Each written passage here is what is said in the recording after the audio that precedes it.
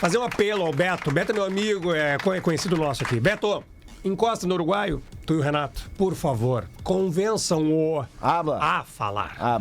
O que o torcedor do Grêmio precisa agora é de alguma fala, de alguma Pedro, e se explicação. não é esses dois que vão conseguir encostar no Soares? Tá, mas aí é o Soares que tem que ter essa iniciativa também, isso, cara. É o Soares que tem que chegar. Não, mas beleza, vai chegar. Obviamente eles já devem estar tentando em algum processo de convencimento com o Uruguai para que ele fale alguma coisa, porque a torcida do Grêmio está sedenta de alguma explicação. Todo dia é alguma coisa, porque, né, assim, Tá na hora de parar pra gente curtir o momento, exatamente. Véio. A gente está falando demais sobre pouquíssima informação que nós temos. O que me pega é isso, Pedro. E nós precisamos que ele diga alguma coisa. O que me pega é isso. Está definido ainda. Talvez ele só vá falar quando alguma coisa mas o que me pega é isso. Mas é, alguma tipo assim, coisa ele tá falar. Se doando dentro de campo, ele tá jogando pra caramba, ele resolve, ele faz gol, ele tá treinando, ele aparentemente tá brincando com os caras. Tem imagens da Grêmio TV, do Grêmio voltando pós-jogo, todo mundo se abraçando, curtindo, abraçando o André pelo primeiro gol dele. Ou seja, tu não vê um clima bélico, mas tu vê uma situação que estranha é pouco, cara.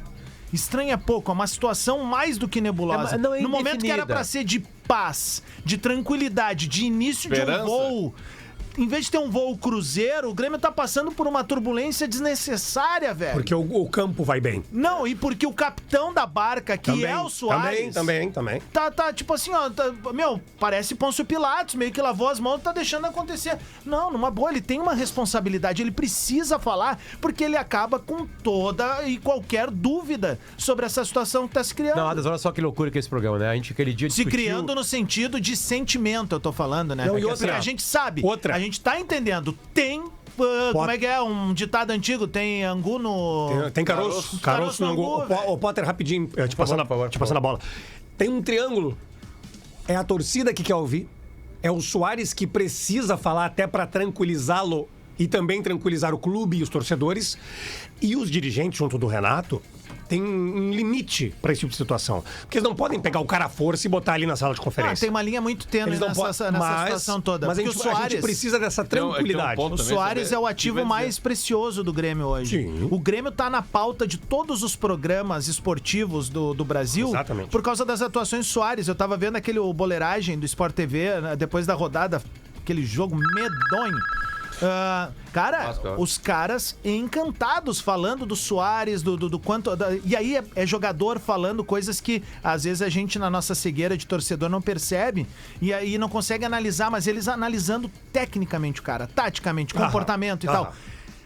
Ou seja, o Grêmio tá em todos os debates, mas ao mesmo tempo tá nessa situação ruim em que a gente tá numa quarta de final de Copa do Brasil, prestes a ir pra um embate interessante contra o Bahia. Quem sabe tá a uma luz no fim do túnel. O que seria esse fim do túnel? Uma possibilidade de um grande título com esse cara aqui. Que se converse, que se chegue a um ponto dizendo assim, vamos focar agora, até o final do ano. Daí a gente vê qual é que é. É isso? Vamos ver qual é que é do teu joelho. Vamos ver se realmente tu quer ir lá jogar com o Messi. Qual é que é? Mas a torcida precisa ficar em paz, porque tu tá entregando dentro de campo. O torcedor tá apaixonado pelo Soares. Tá apaixonado, cara. Não é um caso onde o jogador estrangeiro E a gente tá falando de um cara que botou mais de 50 mil sócios no clube, né, Pedro? E outra, não é um caso de um jogador estrangeiro que veio e só tirou dinheiro do clube e não entregou. É um jogador que ficou no chinelinho. Ele fez um processo inverso dos recentes estrangeiros que a própria dupla Grenal teve. Por exemplo, Miller Bolaños. Cara, mas Pedro, Miller Bolaños veio aqui... Mas eu acho que ele não veio pra roubar, eu acho que ele sofreu uma lesão...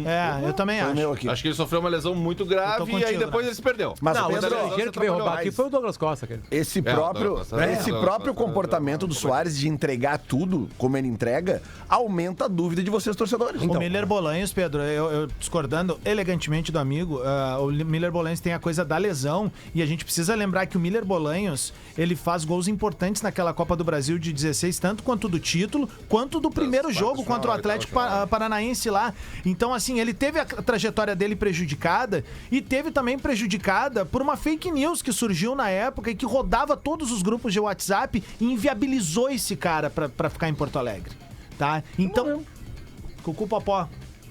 Pai mesmo. Tá entendendo? Sim. Então, assim, teve esse lance que inviabilizou o cara aqui. O pessoal não lembra, o Bolaños estava jogando a Libertadores de 17, era titular no início.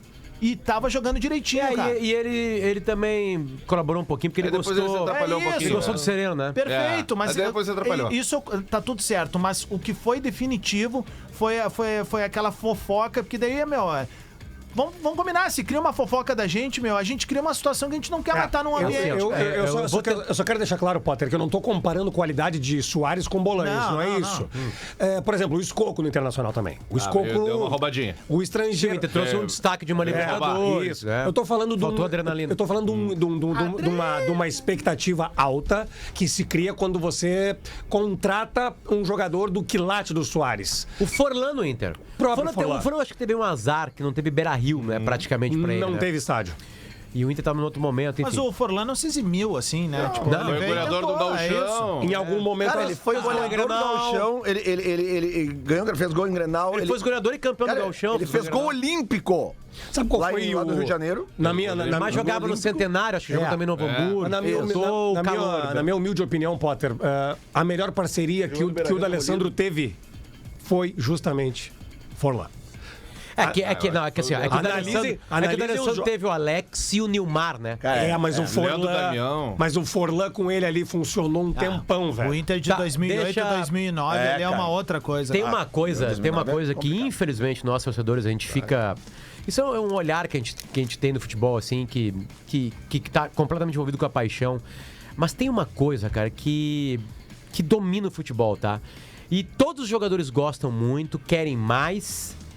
E nisso não quer dizer que eles não vão entregar dinheiro. Acho que todo mundo é assim, não precisa ser só jogador, né? Só que jogador às vezes parece meio burro, É que no Inter e o Grêmio, as cifras são maiores, né? A gente sai daqui de Porto Alegre para outros lugares do mundo, super jogadores com super cifras. Então, tipo assim, eles estão linkados no mundo que é o supra-sumo do futebol mundial, que é 1% do futebol mundial. O que eu acho que tá acontecendo em volta do Suárez, tá? O Suárez... vai para o Atlético de Madrid, brigado com o Barcelona. Primeira temporada, sucesso. Campeão. Segunda temporada, lesão, banco. Quer saber? Vou começar a me aposentar. Aí ele tem uma promessa nacional. Porque ele queria ir para a Copa do Mundo. E daí era uma maneira dele se manter em atividade. E também está no clube dele que ele prometeu que voltaria, aquela coisa toda, né? Ele sai em 2007, por aí. Vai o Suárez, volta pro Nacional, ganha o Nacional deles e ele pensa, tá beleza, acho que deu pra bola. Aí acontecem 3 coisas no futebol mundial. 3 coisas que 2 não tem nada a ver com ele, mas uma tem. Uma delas, começa a acontecer uma coisa na Arábia Saudita que só aconteceu na década retrasada na China. Né? Cara, o Kanté vai ganhar 12, 13 milhões por mês. De reais, tá? Aí o Suárez, né, que tava naquele pensamento de, não, né? Tô falando de nacional, tá? Ele tá em Montevidéu, ele. Começa a acontecer a Arábia Saudita. Outra coisa, começa a acontecer nos Estados Unidos. E nos Estados Unidos tu soma um monte de coisa. Todos os eventos esportivos, marketing, cidade. E aí, nos últimos meses, ele deveria saber já. O Messi já tinha falado, certamente já sabia. Me vou a Miami, pensa que... Aí, beleza. E aí acontece uma outra coisa no meio do caminho do Suárez. O Grêmio. Vem o Grêmio, 1,5 milhão num cara que tava ganhando quase nada ali, que tava já dor no joelho, né, aquela coisa chata. Aí tem o Grêmio no meio do caminho. Aí ele, vou lá apostar, cara. Mas só antes, vale lembrar, o Grêmio vai atrás dele, sonda, e eles dão uma negativa. Ele disse que vai para os Estados Unidos. Isso. E aí depois o Grêmio... Eles procuram o Grêmio pra vir pro Grêmio. Beleza, porque tava nesse declínio. O Suárez estava em franco declínio. Não veio o que ele tava esperando dos Estados Unidos. Né? A Copa do Mundo ele é reserva, né? Entra num jogo ali, aquela coisa toda, eliminado na primeira fase, roubado naquele jogo. Roubado. Tem aquela cena dele chorando lá, que dava a entender até acabou que, tipo, tudo. Acabou tudo. Aí ele veio pro Grêmio, cara. E ele se reencontra. Aí ele olha pro mundo todo. Pô, só um pouquinho. Estão pagando isso pro Kanté. Estão pagando isso pro Benzema. Cara, quem é que tem mais gols no mundo? Agora foi pra lá também. Vão pagar isso pro Firmino. Uns pé rapado. Estão ganhando 20, 30 milhões e eu tô jogando assim. Aí no Grêmio acontece uma magia. Boto 50 mil sócios. Vendo camiseta. Tô em segundo no Brasileirão. São 28 gols do Grêmio na temporada. 26 tem o Soares. Mas ou gol assistência. Aí só pra completar o pensamento. Eu vou completar então, só um pouquinho. Eu posso mais. Não, mas aí eu posso mais com 1,5 milhão. Ele vem aqui e ele diz o seguinte, ó, eu ainda busco competir. Ele fala isso. Ninguém falou por ele isso. Quando ele vem pro Grêmio, ele diz essa parada. E aí tem mais uma coisa. Mas ele tinha que provar isso pra ele que podia rolar. E aí tá provando. Isso tá no sangue do Uruguai, é óbvio, mas só que o sangue do Uruguai tá a verdade também. O Cavani não tá nesse clima aí. Tá a verdade. E aí, pra mim, eu vou te falar uma parada, velho. Luiz Soares. Que é onde pega tudo isso, tá? Aí, pra mim, é o pulo do gato onde tá pegando tudo. Faz sentido o que eu falei?